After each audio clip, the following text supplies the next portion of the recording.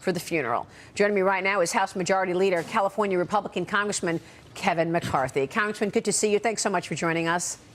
Thanks for having me on today. And I know you issued a statement on Perez's passing saying he was a man who loved America and loved his country. Your thoughts this morning?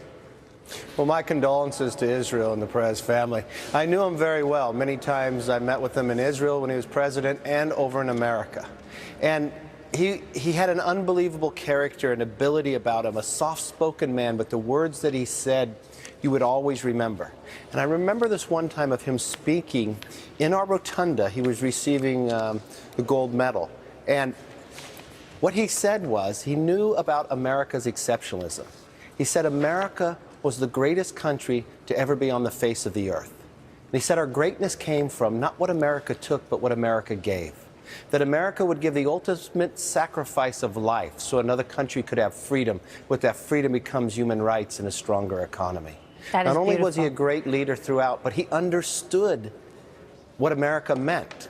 He understood, and he worked for that, for the freedom and liberties for others. So amazing That man. is beautiful, Congressman, and thank you for sharing that with me. And we know that that is why you get up every day and do what you do. So I want to switch gears and talk about this great country and the race to avoid a potential government shutdown. Things will shut down in 3 days without a deal, but things seem dependent on this funding for Flint, Michigan. Can you take us through the obstacles you're facing right now? I think we fixed this all last night. To work on Flint problem, it's in a bill called WRDA. It's the Water Resources Bill, passed in the Senate. It had work on there with Flint as well. We were able to work out an amendment last night with John Molinar and Congressman Kildee, and they'll be offering that amendment today that will go into the WRDA bill that is on the floor of the House. So that will be working through the process and go to conference. And then the continuing resolution on the Senate, I think that will free the continuing resolution up that will fund government till December so we can go through the election, then go through our appropriation process when we come back. And I believe we'll have it all done here in the next day or two. I mean, when we look at those pictures in Flint, it's so extraordinary. Why hasn't more been done in terms of that crisis? You know, the Democrats are saying that it's unfair that the water crisis in Flint has gone on for a year with no assistance. And Louisiana gets $500 million for floods that occurred last month. Well, unfortunately, the Democrats have blocked funding for Louisiana in the Senate. They weren't able to move forward. There are some things we're able to do here. A lot of people have a lot of different arguments about this. The change of the EPA back in 2011 to forcing cities to use chemicals, especially when they have a lot of these lead pipes and what's that cause. So one of the biggest challenges we have that EPA knew of this situation and did not inform individuals, kept that information for months on end. And government oversight has looked at that. We've been studying it as we go forward. But we're going to work very closely to make sure that we solve this problem. But there's many cities across America.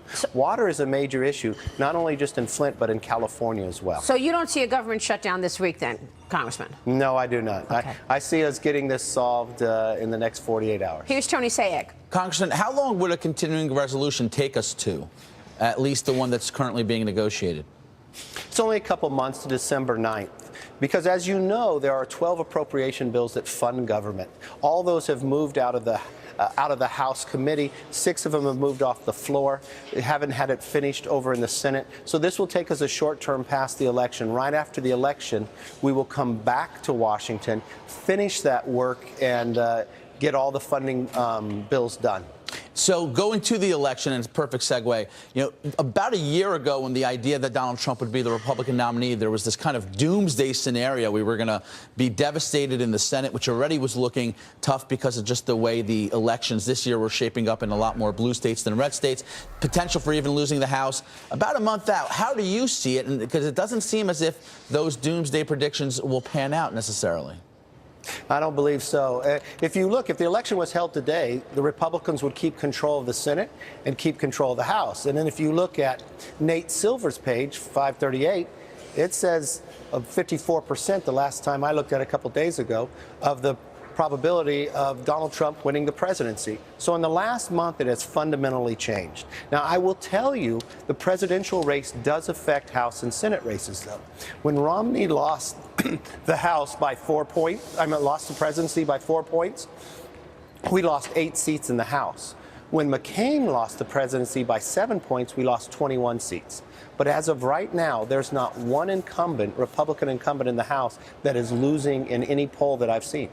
Okay, so you don't see. So then it sounds like you're more confident that you're not going to actually lose seats in the House. What about the Senate? Well, we start in a much different place. With redistricting, there's 3 seats that were taken away from Republicans. We have the strongest majority we've ever had since 1928. So there'll be some changes, but I also see places where Democrats will lose too, in Nebraska, in Minnesota, and other seats. In the Senate, it's an advantage to the Democrats simply from the fact that more Republicans are up for re-election. But when you look at the current numbers, they have given up on Ohio. You look at Rubio running again in Florida. I see the Republicans keeping the majority. And when you look at Harry Reid's retirement, Joe Heck is an amazing member. His seat for Congress is a more Democrat seat than when he runs statewide. Yeah. This is a seat that I believe Republicans will pick up. Congressman, let me ask you about economic growth. I know you've done a lot on innovation and you're looking for growth. I'm going to get to that in a second. Donald Trump has been talking about his economic plan, which includes a 15% corporate tax rate. Do you see something like that passing? Would that pass the House? We have to pass something like that. Growth will solve so many problems in America. The biggest challenge we have today is the lack of growth. This 2% or less for the last 8 years, this idea that we're managing the decline of America instead of the growth of America. This will solve so many problems as we move forward. When you look at the Republican plan in the House that we put out called A Better Way, dealing with tax reform, dealing with poverty, dealing with regulation. These are all things that we sat down with Donald Trump about, that he has worked with us and we've worked with him. Growth will solve so many problems in our future. Congressman, you put it out. Why didn't it go anywhere? Well, we are. We just now recently went through it. If you check the House floor, we're moving bills off the Better Way each and every day. Part of putting together not just a tax plan, but a replacement to Obamacare. And if you look on the floor yesterday, Adrian Smith had a bill dealing with co-ops. Obamacare put $2 billion into 23 co-ops. 16 of them have already failed or about to fail. And then what Obamacare does to those people who bought their health insurance through co-ops, he punishes them with the individual mandate, taxing them. So we put a bill that actually stopped that. Look, Obamacare is failing on its own. We put out a plan that actually changes all that. I was referring to broad tax reform. I was referring to broad tax reform that any true conservative has been craving year after year after year, and the Republican candidates talk about it, and then it never happens. Well, I'll tell you, tax reform is not the easiest thing to pass, but for the first time that you found inside the House, we put out A Better Way, an actual tax plan that we've sat down with Donald Trump on.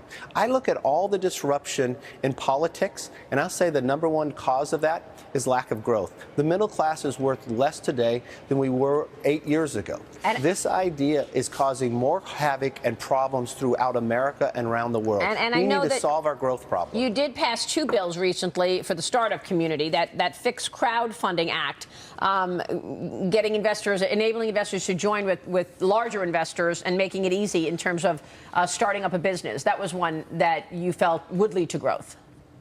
Yeah, we also started, if you own 1% less of the company and you got options in there, that you weren't taxed on it when you were still a private company until you went public. Because when you think about the economy and you look at places in the economy, we have these companies called gazelles. They are little startups that grow at 20% a year or double every 2 years. Right. They make up 4% of new startups, but they account for 70% of all new jobs. What if we expanded and created new gazelles? Because we are at our lowest point in 18 years of new startups. Yeah, the amount I love of regulation that's going on. The empowering employees through stock ownership. That is very interesting, and you're right. I think it will encourage people.